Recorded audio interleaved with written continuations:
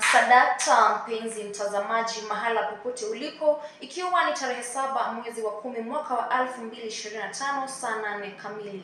Kakitako tukujuvie habari ambazo tumekuandalia. Mimi ni Nyambura Gathima. Mimi ni Susan Washira. Na baadhi ya habari tulizo kuandalia ni kwamba mna masikitiko makubwa na majonzi yasiyo na kifani kote nchini kutokana na kifo cha mwanamuziki Kelvin Mburu Kinyanjui almaarufu kama Shalkido.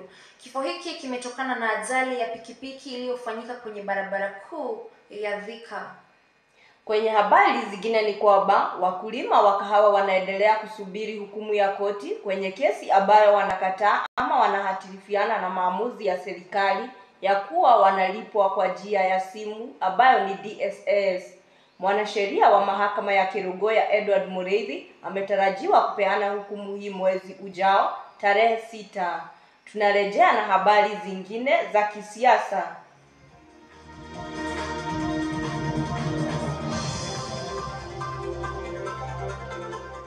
Na kwenye habari nyinginezo ni kuwa viongozi wa kisiasa kutoka kaunti ya Kiambu wameomba serikali kuwahusisha katika kufanikisha miradi ya kuwawezesha vijana ambao hawakuweza kuendelea na masomo baada ya kuhitimu kidato cha 4.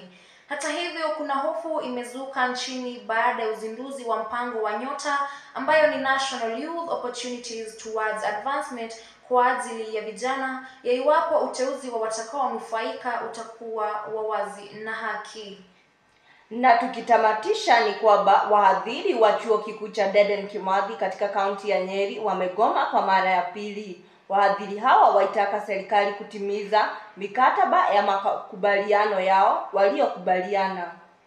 Na bila shaka mtazamaji, kila ambacho kina mwanzo lazima kiwe na mwisho. Na huu ndio mwisho wa taarifa zetu za lisaa hili, na kutakia adhuhuri njema na yenye heri.